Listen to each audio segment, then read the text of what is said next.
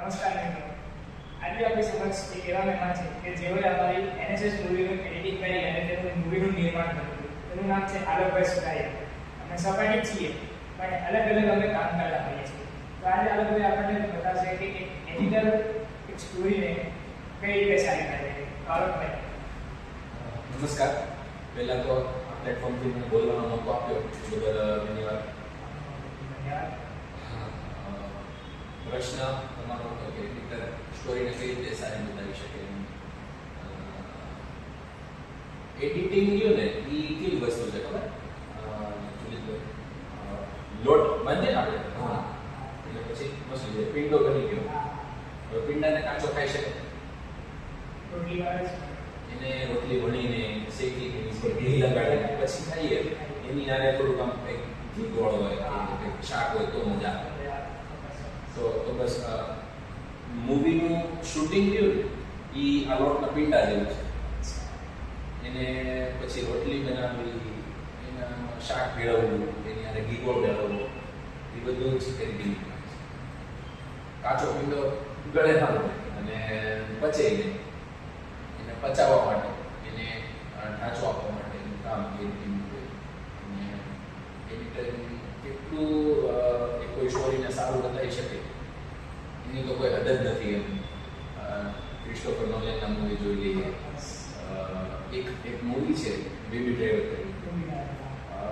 એ મૂવીને એના ખાલી કટ્સ, એની અંદર જે કટ્સ લીધા છે ને, એક વિડીયો પૂરો થાય એનાથી કટ અને બીજો વિડીયો, ખાલી એક કટ્સના આધારે એને ઓસ્કાર મળ્યો. વિચાર કરો. ખાલી એક કટ ના. વાહ. સ્ટોરી એવરેજ ના કહી શકાય પણ ઓસ્કાર લેવલની સ્ટોરી નથી. એક્ટિંગ ઓસ્કાર લેવલ નથી, ખર્ચો એટલો બધો નથી. બસ ખાલી કટ્સના બેઝ ઉપર એને ઓસ્કાર મળ્યો. એટલે એડિટરના હાથની ગેમ છે. એવું કહી શકે કે એડિટરને આમ પોતે મન મૂકીને પણ કામ કર્યું. બસ એટલે નહીં પાર હવે ચલો આ તો સ્ક્રિપ્ટની વાત થઈ કે સ્ક્રિપ્ટ બનાવીને એડિટિંગ કરીને મૂવી સારી કરી. પણ સમજો કે કોઈ વાસ્તવિક ઘટના છે. હવે વાસ્તવિક ઘટનાને સિનેમાઈ રૂપમાં ઢાળવું તો કેવા મહત્વના ભાષા? વાસ્તવિક ઘટનાને જ્યારે સિનેમામાં નાખવી હોય ને ત્યારે તો એના અલગ અલગ પાસાઓ આપણે એનએસએસની ડોક્યુમેન્ટરી બનાવી. વાસ્તવિક ઘટના આપણે સિનેમા એટલે કે ડોક્યુમેન્ટરીમાં આપણે નાખીએ. તો વાસ્તવિક ઘટના રહી ને એ A to B, A પોઈન્ટથી B પોઈન્ટ સુધી સીધી ચાલે છે.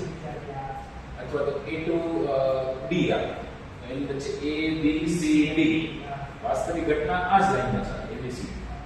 પણ મૂવી રહ્યું ને જો એ ABCD માં ચાલે ને તો એનું આમ જે આમ ચટાકો હોય ને ઓછું થાય. તો મૂવી જેવું જ ના લાગે. તમે વચ્ચે જોઈ લેજો કે કોઈ પણ મૂવી હોય ને એક સિક્વન્સમાં તો નહીં જ ચાલતું હોય.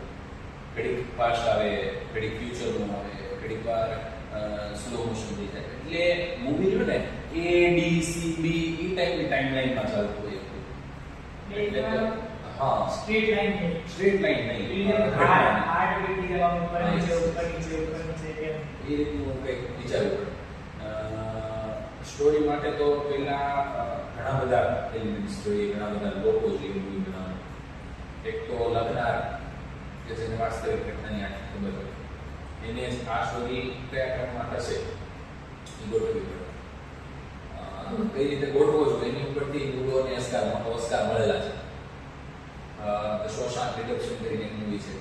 પછી ઘણા બધા છે. ગેમ ઓફ થ્રોન્સ ની આપણે વાત કરતા હોઈએ છીએ એમાં પણ આગળ પાછળ બહુ બધું ટર્ગેરિયન્સ છે કે ટાર્ગેરિયન્સ. હા, એનું ઘડીક એનું સીન આવે, ઘડીક આનું આવે. એટલે કોઈ એક વાર્તા એકલોમાં ન ચાલતી, વચ્ચેથી બદલાય ને ત્યાંથી જ જે ક્લિક થાય ને ત્યારે જ માણસનું મન એમાં ચોંટી ગયું. એટલે આ દ્રશ્યમ જોઈ લો. દ્રશ્યમમાં ઘડીક વાર થાય પાછળનો આવશે, ઘડીક વાર થાય આગળનો આવશે. દ્રશ્યમ 2 જોઈ લો. એટલે આ મૂવીમાં જો રસ જાળવી રાખવો હોય ને એડિટર તરીકે તો એક લખનારને જોવું પડે કે કયું આગળ પાછળ શું કરવાનું છે. પછી મૂવીને કઈ રીતે વાસ્તવિક ઘટના ધ્યાનમાં રાખવી જોઈએ. તો વાસ્તવિક ઘટના બની છે ને એ પર્ટિક્યુલર ઘટના બની ગઈ. હવે આપણે એ જ ઘટનાને ખાલી ફ્રેમમાં નાખી 9/21 ની ફ્રેમમાં નાખી બતાવી દઈશું ને તો લોકોને ગળે નહીં એઝ ઇટ ઇઝ. એની પહેલા કોઈ ભૂમિકા બાંધવી પડશે કે આ શું કામ શું થયું તો આ ઘટના બની. હા, જેવું કે આપણા જ NSS મૂવી બનાવ્યું એટલે વાત કરું તો શરૂઆતમાં આપણે એવું નક્કી કર્યું કે આપણે મૂવીની શરૂઆત કેમ્પની પૂર્વ તૈયારી કરીશું. કે જ્યારથી આપણે કેમ્પનું ડિસ્કશન કરવાનું શરૂ કર્યું પછી કેમ્પની પૂર્વ તૈયારી કરી ત્યાંથી આપણું મૂવી શરૂ થશે. પણ બનાવતા બનાવતા આપણને સૂચ્યું કે આ એક સારું શ્રેષ્ઠ મૂવી નહીં બની શકે, કંઈક આમાં ખૂટે છે. એટલે આપણે એમાં જે NSS યુનિટની જે પરમિશન મળી એ વાળો સીન એડ કર્યો હતો. એટલે બેઝિકલી અમે એવો સીન એડ કર્યો હતો કે પહેલા અમારું મૂવી અમે NSSમાં કેમ્પમાં જવાના હતા એની ચર્ચા થઈ અને પછી અમે તૈયારીઓ કરવા લાગી. ત્યાંથી શરૂ કર્યું. પણ અમને એમ થયું કે પહેલા પરિચય હોવો જોઈએ, અમે કોણ છીએ, અમે શું ભણીએ છીએ, બધું થોડુંક તો કંઈક તો હોવું જોઈએ ને. એટલે શરૂઆતમાં અમે ખાલી 2 મિનિટ ને 2.5 મિનિટ જેવું એક નાનો એવો સીન ઉમેર્યો. એની અંદર અમારા અતુલભાઈ ફાઇલમાં લખે છે NSS ની માંગણી કરે છે અને પાછળ બેકગ્રાઉન્ડ મ્યુઝિક એકદમ એ રીતનું સેટ કર્યું કે ક્યુરિયોસિટી ભાઈ લખે છે. છેલ્લે સાઇન કરી ફાઇલ મોટા સરને આપે છે ટાવરમાં જઈને. એ સીન થોડાક રાખ્યા છે અને પાછા સર એમાં સાઇન કરે છે, સિક્કો મારે છે. ટૂંકમાં અમારું NSS યુનિટ અપ્રુવલ થાય છે. ભાઈ ખુશ થતા આવે છે, બધાને જાણ કરે છે, બધા ખુશ થાય છે. આ રીતના સીનથી અમે એક અમને NSS યુનિટ મળ્યું અને પછી અમે આ રીતનું વિચાર્યું. આ એક નાનો એવો એલિમેન્ટ હતો જે પૂર્વ ભૂમિકાનું કામ કર્યું. એને સીધું જ મૂવી શરૂ થઈ જાય તો ખબર ના પડે. આવી ઘણી બધી બાબતો હોય જે મૂવી માટે એડિટર તરીકે જરૂરી હોય. હવે ચલો આ તો આપણે થોડું એડિટિંગ જોયું. એવું કહેવાય છે કે સિનેમા છે ને એ સમાજ વાયન હોય. એટલે હવે સિનેમામાં સામાજિક પરિબળો જાળી રાખવા કેમ જરૂરી છે? આજથી 10 વર્ષ પહેલા કોઈને બર્થડે બોમ્બ મારતા તમે જોયા? મૂવી આવેલું એમાં બતાવેલું. આજથી 20-25 વર્ષ પહેલા કોઈને ઓલા લાંબા જે લગનમાં એકદમ લાંબા પાછળથી ફ્રોક્સ પહેરે છે ને એ પહેરતા જોયા? ક્યાંથી આવ્યા? સિનેમાથી આવ્યા કહી શકીએ. સિનેમા એ વસ્તુ છે કે જે સમાજનો આઈનો છે. અને આમ કેવું હોય ને તો એવું કહી શકાય કે સમાજ સિનેમાનો આઈનો છે. કારણ કે સિનેમામાંથી કંઈક જોઈને સમાજ કંઈક કંઈક તો ઉપાડતો જ રહે છે.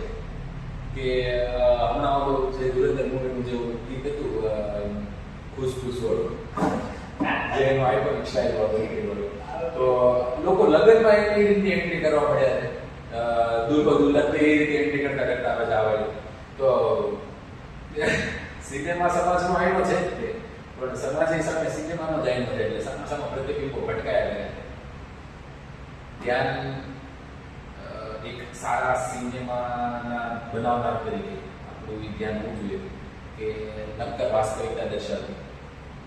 કોઈ એવી વાત એમાં ન પીરસાઈ જાય કે જેનાથી લોકો એનાથી કંઈક ખોટું ઉપાડે. અને અરીસો જેટલું રો બતાવશો એટલું સારું લાગશે.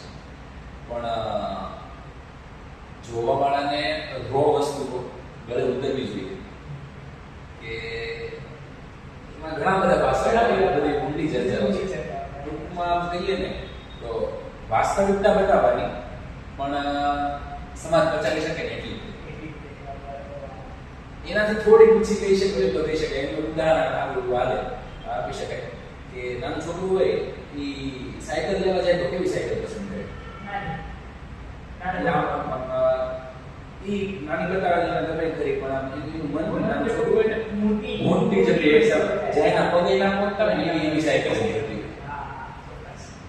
પછી એ જીદ કરે કે મારી એવી લેવી છે તો પછી એ તો લેવાના નથી. કારણ કે વગર નથી કરી દેવાના.